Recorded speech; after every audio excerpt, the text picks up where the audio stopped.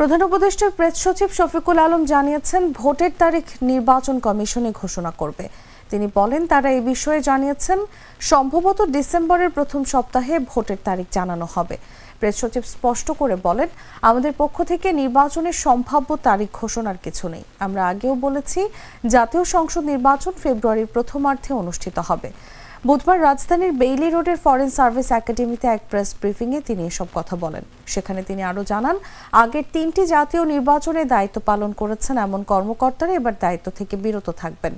এছাড়া নিজের জেলা বা নিকট আত্মীয় প্রার্থী থাকলে সেই এলাকাতেও দায়িত্ব পালন করা যাবে না।